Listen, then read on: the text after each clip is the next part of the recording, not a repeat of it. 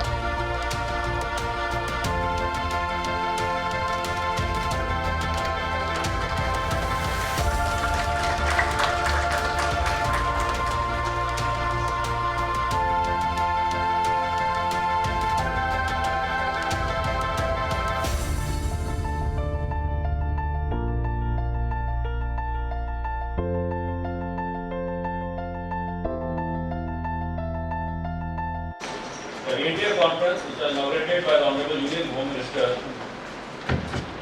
besides other things, stress upon the need for effective enforcement mechanism and capacity building of ANDL to counter the challenge.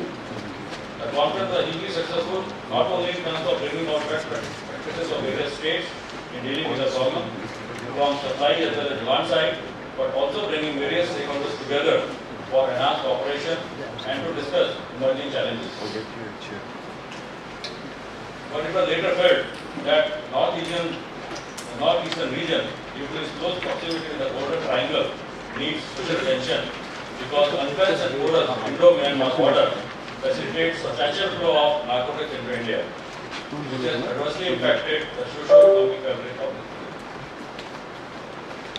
After Taliban took over in Afghanistan, Myanmar has emerged as the largest cultivator of opium and producer of heroin in the world.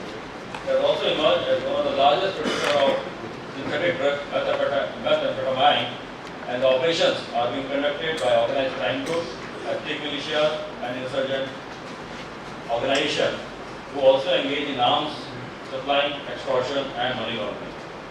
In this context, some states in the northeastern region have become a major influx point for heroin and meth trafficking from Myanmar into India, which are then often trafficked to other parts of India as well as Bangladesh. Besides, the large and easy influx of cheap drugs in this region also increases demand. Dismantling of the drug cartels is synonymous with enhancing national security.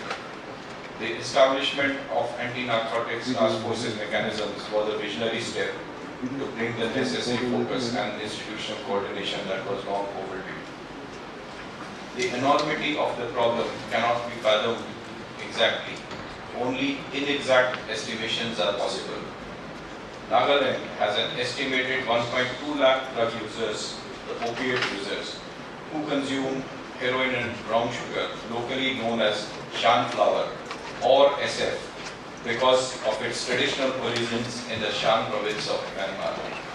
If we estimate a 0.5 gram of consumption per person per day, and even if we take consumers as half of the actual numbers, which I have said is 1.2 lakh for Nagaland, we are looking at almost 30,000 grams or 30 kgs per day, or a whopping 10,000 kgs per annum being consumed in Nagaland alone.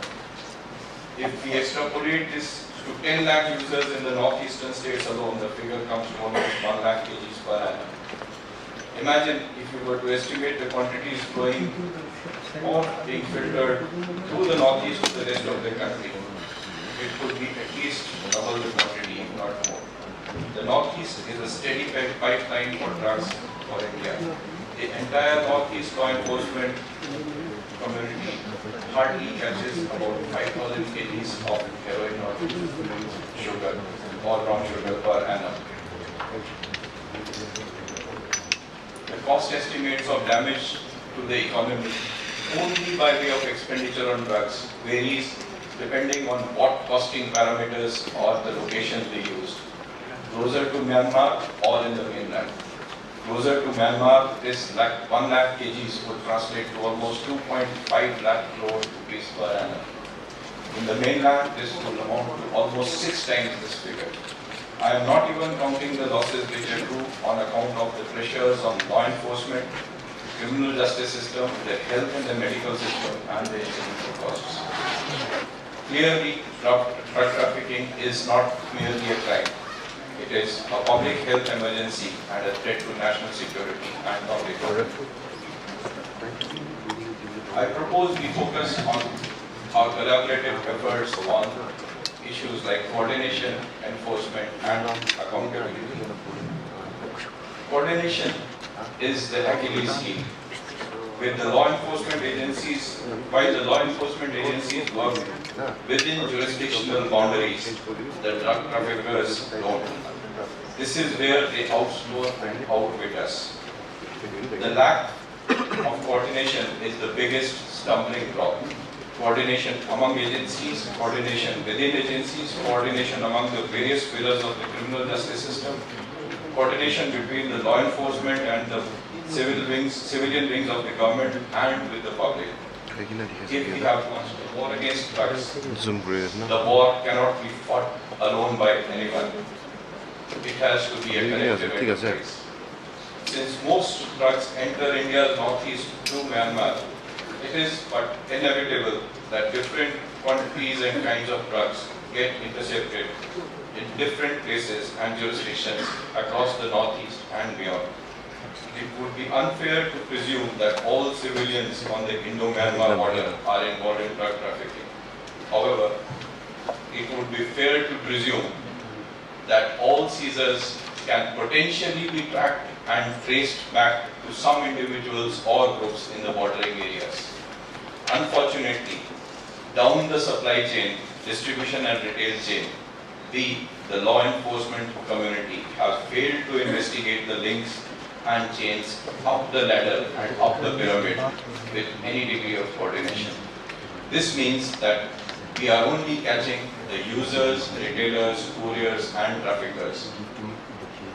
Even these persons are only being arraigned in very few cases, affording them the liberty of immunity and impunity.